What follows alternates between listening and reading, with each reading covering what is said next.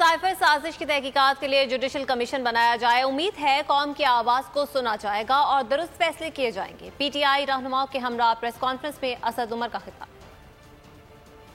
کے مطابق 2000 بندہ آ رہا ہے اور اس 2000 بندے سے ڈیل کرنے کے لیے انہوں نے 6000 سندھ پولیس کا بندہ بلا لیا ہے. ساری جو لیڈرشپ ہے پی ڈی ایم کی وہ 6-8 پریس کانفرنس سے روز کر رہی ہے. یہ سب 2000 بندوں کے لیے ہو رہا ہے. وہ روز دیکھتے عمران خان کے ساتھ پاکستان کی عوام کو کھڑے ہوئے ان کی پلیٹیں گرنا شروع ہو جاتی ہیں. چمچوں کی الحمدللہ ان کے پاس کوئی کمی نہیں ہے لیکن پلیٹیں کم پڑ گئی ہیں. رانا صاحب جو ہیں انہوں نے بڑی زبردست پڑکیں لگائیں لیکن بدقسمتی سے کام وزیر داخلہ ثابت ہوئے ہیں. اگر حکومت جو ہے وہ جمہوریت میں یقین رکھتی ہے تو اب تو کوئی شک نہیں رہ گیا نا کہ سارا پاکستان کدھر کھڑا ہو. وہ جواب یہ دیتے ہیں کہ ہمارا یعنی پی ڈی ایم کا صفایا ہو جائے گا اگر الیکشن کرا دیے. آپ اپنے آپ کو وزیر اعظم مانتے ہیں نا, ذرا اپنی عوام میں آ کے کھڑے ہو کے دکھائیں. آپ لگ پتہ جائے گا کہ آپ کدھر کھڑے ہوئے. میاں شہباز شریف اپنے لیے انتخاب کر لیں کہ جس وقت ان کی حکومت ختم ہونے والی ہے جس میں زیادہ کوئی ٹائم پہ رہے تو یہ فیصلہ کر لیں انہوں نے جا کے رہنا کس ملک میں. پی ٹی آئی کا حقیقی آزادی مارچ صرف بول دکھا رہا ہے. 24 گھنٹے